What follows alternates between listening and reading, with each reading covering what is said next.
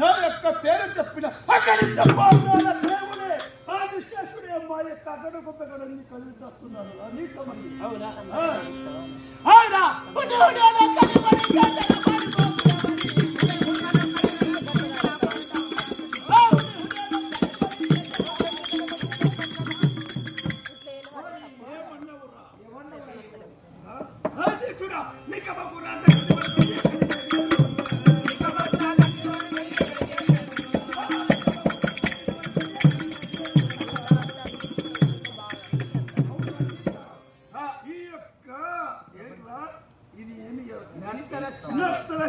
బలి పెడతాడు రా నిన్ను ఎటు వెళ్ళనివాడు రా. ఇది ఏంటో తెలుసా గనుక వంటలు చేసే తుంటే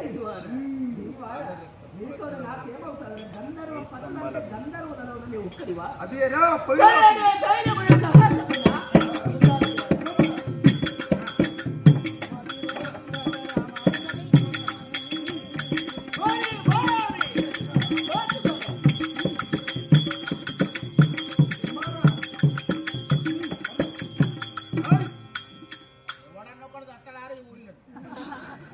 ఎవడు కావచ్చిన వీడు అయినా నా ముష్టి గాతమ్మునకు తట్టుకున్నవాడు పాండవ భీముడు ఒక్కడు తప్ప ఎవడు లేదు. వీడు ఒక్కొక్క వీడు కదా జల్లెడకు రంధ్రాలు ఏ ప్రకారంగా పడతావో అదే విధానంగా నా శరీరం ఇలా రంధ్రాలు పడి రక్తధారలు ప్రవహించేవాడు. వీడు ఎవడు కావచ్చు తీయమైన మాటల చేత వీడి పేరేమిటో వచ్చుకున్నాడు. ఎవరు తెలుసా ఎవరు తేలుకు వెయ్యి శివముల బలము కలిగిన రాజసింహ బల బిరుదానికి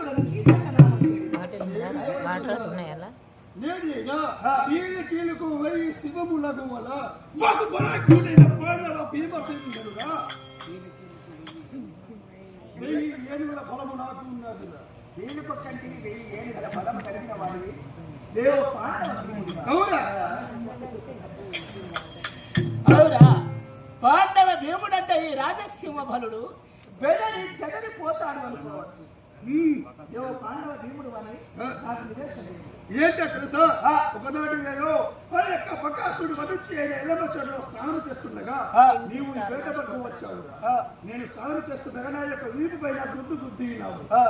నేను వెనుకవు మరి అయినా నా యొక్క తిరిగి ప్రాంతము చేయగానే నీవు నా యొక్క భయముకు అయినా భయపడి యొక్క వేరి పట్టం కావించుకుని లోపడి ఉన్నావు.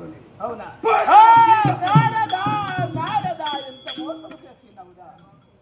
పాండవులు ఎన్నడో మాటల చేత నన్ను మైమీకి రక్షించి ఏ పాండవ భీముని చేతిలో నన్ను చంపిస్తున్నావు. అయినా ఏ పాండవ భీముడు నన్ను ఎక్కడికి వెళ్ళినా పోనివాడి ఏ నత్తల 1000 స్తంభాల గుడిలోన 4 దిక్కుల 4 ద్వారములు ఉన్నాయి. అయినా తలుపులు వేసి ఉన్నాడు. సత్యంత వరకు వీడితో పోరాడు కదా వీడి చేతిలో సత్యలో స్వర్గము తెలుస్తాడు. వీడిని ఓడించిన నాకు తెలియదు.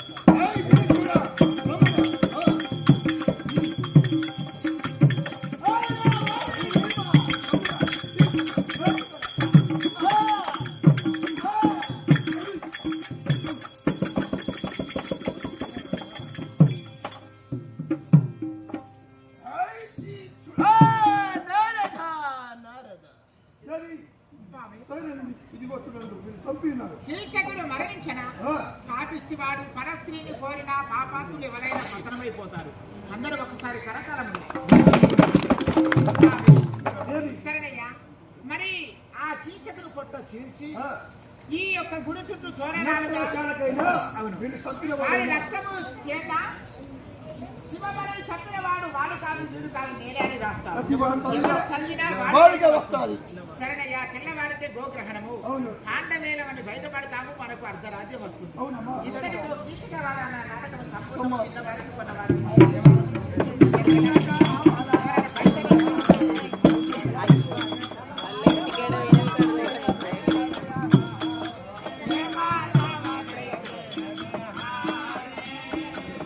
ఒక్కటే ఉండదు.